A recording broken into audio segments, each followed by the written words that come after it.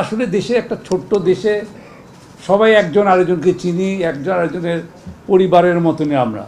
So এটা নতুন কোনো কিছু না, কিন্তু এ কথা আজকে অনস্বীকার্য যে আমরা একটা দারুণ রকম অস্থিতিকর পরিস্থিতির মধ্যে দিয়ে যাচ্ছি।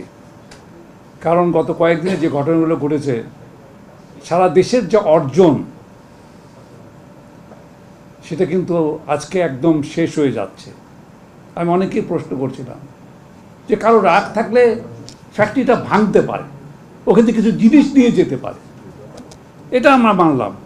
কিন্তু আগুন দিয়ে পুড়িয়ে দিয়ে ধ্বংস করে দিয়ে এটা লাভটা কার হচ্ছে?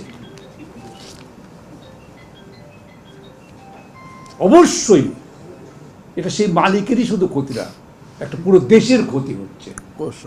আজকে যে সরকারি স্থাপনাগুলো পুড়িয়ে দেওয়া হচ্ছে, নিশ্চয়ই পুলিশের অনেক কর্মকাণ্ড আমাদের পছন্দ হয় না, আমরা অনেক কষ্ট পেয়েছি। কিন্তু একটা থানা পুড়িয়ে দিয়ে, একটা সরকারি অফিস পুড়িয়ে দিয়ে, কালকে তো একটা নতুন সরকার আসবে, যেই আসুক, পুলিশ বিএনপি আসুক, আওয়ামী লীগ আসুক, জামাত আসুক, কেউ, তখন এটা কার কী করে তারা করবে, কী করে রাষ্ট্র পরিচালনা করবে? তো এগুলো আমাদেরকে সবাইকে বুঝতে হবে। আমাদের যাদের মধ্যে বয়স আছে হয়তো আমাদের অনেক কিছু আমরা দেখতে পাবো না, কিন্তু আজকে আপনারা যারা সামনে বসে আছে, আপনাদের ছোট ছোট ছেলে মেয়ে আছে, তাদের ভবিষ্যৎ আছে, তাদের কথা চিন্তা করে দেশটাকে আমাদেরকে গড়তে হবে, রক্ষা করতে হবে। ঠিক সেই কথাগুলোই কিন্তু বলার জন্য আজকে আপনাদের সামনে উপস্থিত হয়েছে। এই অবস্থা চলতে পারে না। আজকে যারা ছাত্ররা করেছে একটা বিরাট অর্জন, দেশের মধ্যে একটা অস্থিতিকর অবস্থা ছিল, সেটাও একটা পরিবর্তন এসছে। কে কী করেছে আজকে সেই হিসাবটা না নিয়ে এখন কিন্তু আমাদের সামনের দিকে চলতে হবে।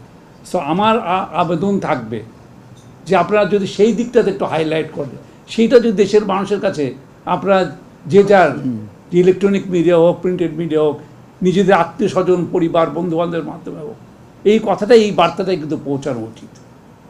কারণ যা কয়েকদিন আমরা দেখেছি, এটা আমাদের প্রত্যেকেই আমরা বুকের মধ্যে ব্যথা পেয়েছি।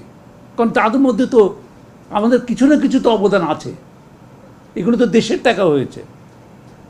গণভবন তো আর কেউ, কোনো প্রধানমন্ত্রী বা কোনো প্রেসিডেন্ট তো নিজের পকেটের পয়সা করে নাই, এই দেশের, এই গরিব দেশের মানুষের পয়সায় হয়েছে। যতগুলো ধ্বংসযজ্ঞ হয়েছে এই দেশের মানুষের টাকায় হয়েছে। তাহলে কেন এই ধ্বংসযজ্ঞ?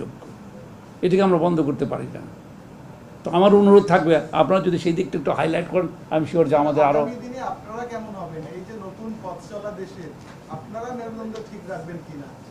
আমার মনে হয়, আমি এটা তো আমাদের আই ক্যানট মানে সবার পক্ষে তো এটা বলা আমি বলতে পারবো না, কিন্তু অনেক ভালো উদাহরণ আছে এদেশে।